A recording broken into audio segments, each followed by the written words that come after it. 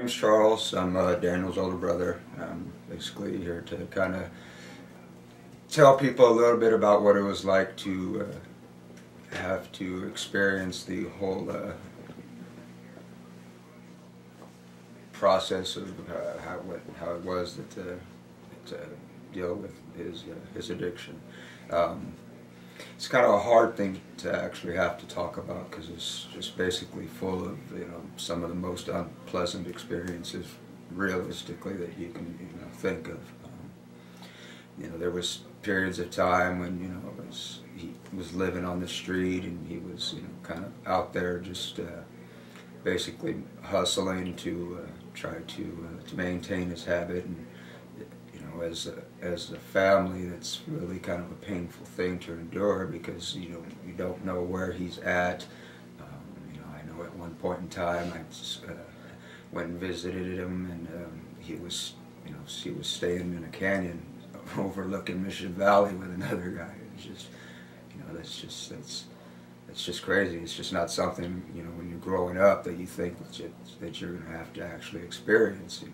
It's as our family really wasn't that deeply exposed to the drug culture growing up just because of our religious background, so we didn't really have a whole lot to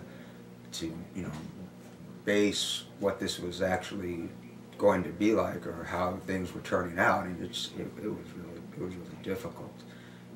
You hated to see the physical toll that it was taking on him during all those years that he was actually using. Obviously, for him, it's the one that it affected the most, but it takes a toll emotionally too. On the rest of the family, it's having to deal with that on a daily basis. He lived here with my wife and I, Michelle, for a while, and that was kind of difficult because the entire time he lived here, basically he was still using, and all we wanted to do was to be able to help him, but it got to a point, it was already at the point where we just had to realize that there was not a whole lot we could do.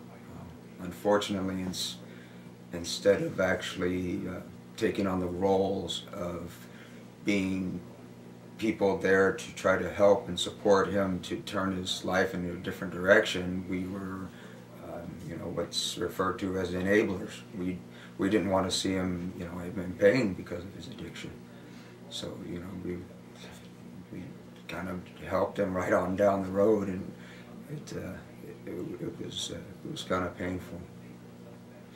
I'm just really glad to see that there was something, whatever it might have been at some point that clicked or that went off in his head and then said, finally, this is enough of this. This isn't enough. I've got to get some help. I've got to find a program. I need to find people that can relate to what it is that I've gone through and what I will be going through.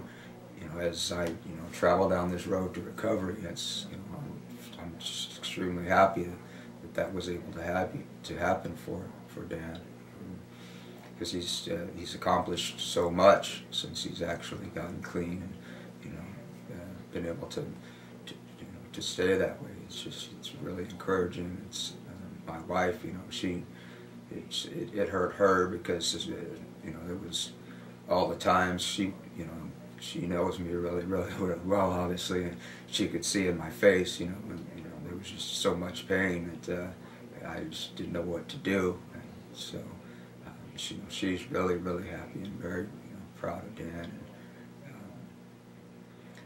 it's just very encouraging. I'm really happy for her. And, that's really all I have to say about it.